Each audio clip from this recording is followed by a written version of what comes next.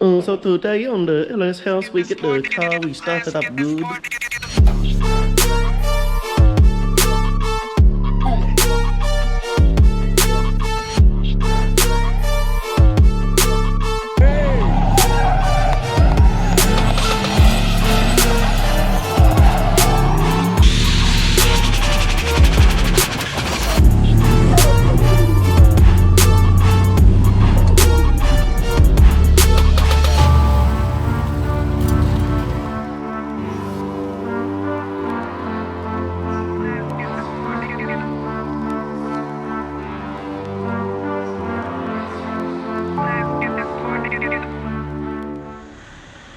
What's going on, guys? Welcome back to LS House. Doing something a bit different today. We've got a new car and I'm excited to show you guys. It's something a little bit different, but I think it'll be fun for the channel. Not really up my avenue of cars, but they're highly recommended. They're big in the YouTube world and I just had to get my hands on one after driving one. So I'll show you guys in a second. It should be right here. Okay, it's right here. There it is. Nissan 350Z, 2003 model. It's a 3.5 litre V6 VQ35 DE. It's a nice blue colour. Paint's a bit rough on it, but she's just going to be a drift car anyway. It's got all the GK Tech JDM stuffy stuff in the front of it. So it's got the full knuckle kit, all that sort of gear. Just some random wheels I've got chucked on it at the moment, so they won't be staying. Interior is not too bad for an old girl. Got some carbon fiber roof.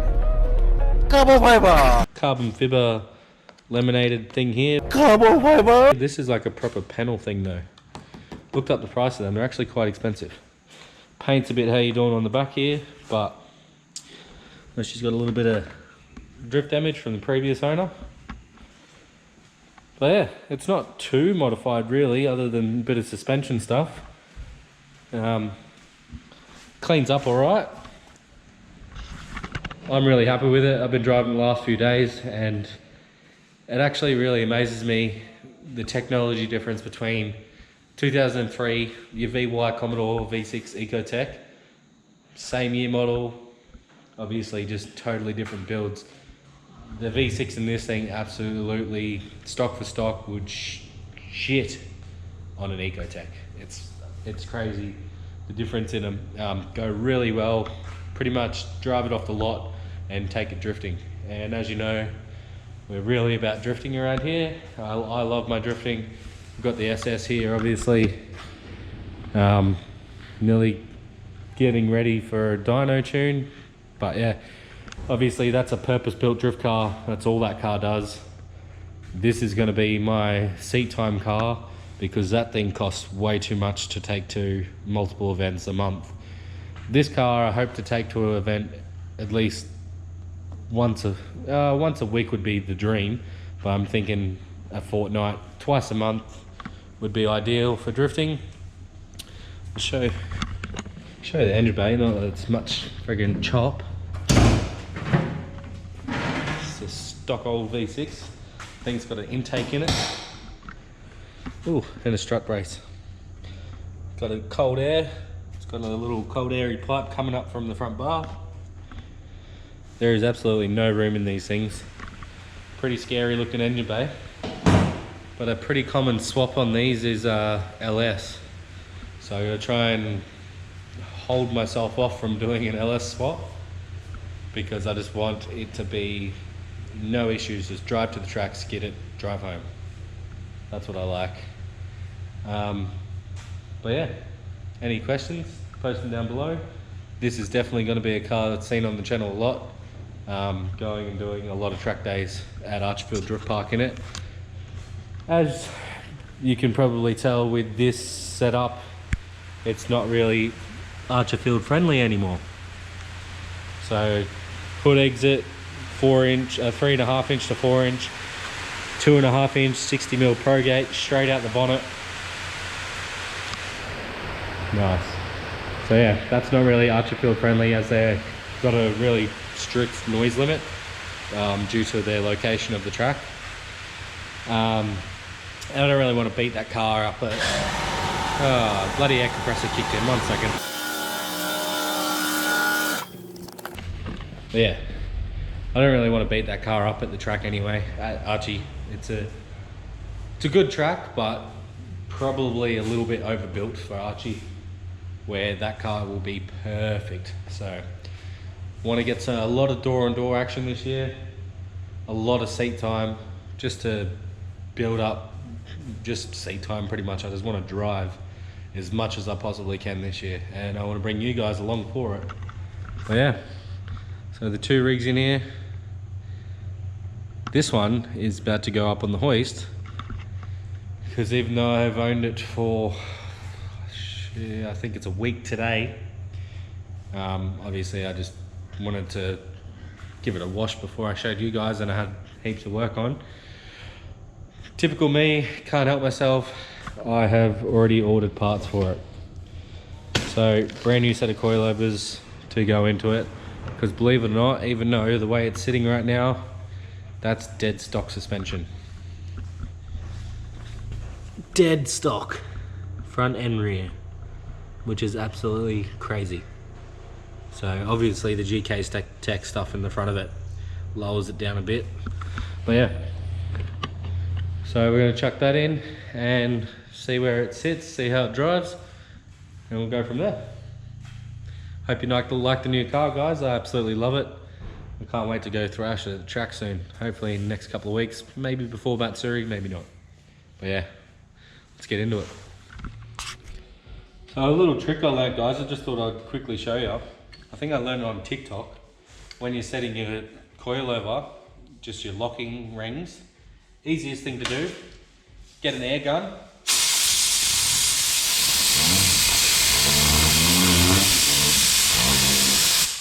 Job done. Literally saves you 5-10 minutes when setting up like at least a whole set of coilovers. When I saw that, I was like, yep. Trying that, I did it with the SS the other day. I'll be using that trick from now on. So if you're ever doing it, just remember that little trick I taught you. Alright, lower it down.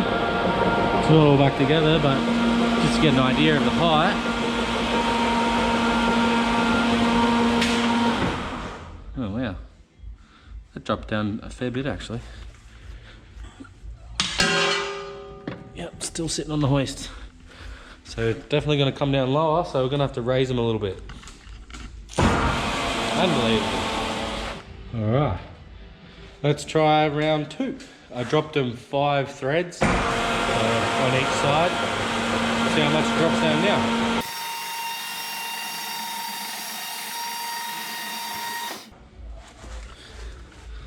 I mean, it's better. Still can't get it off the bloody hoist. Which means it's probably going to go lower.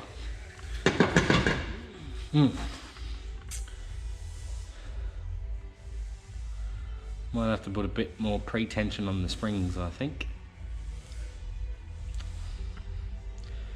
Round 3. So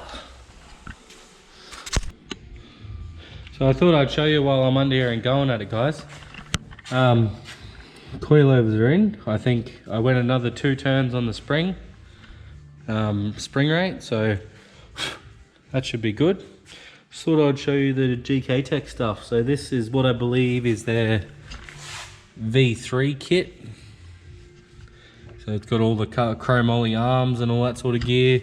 It's got a upgraded adjustable white line sway bar in the front. It's got the Brembo brakes.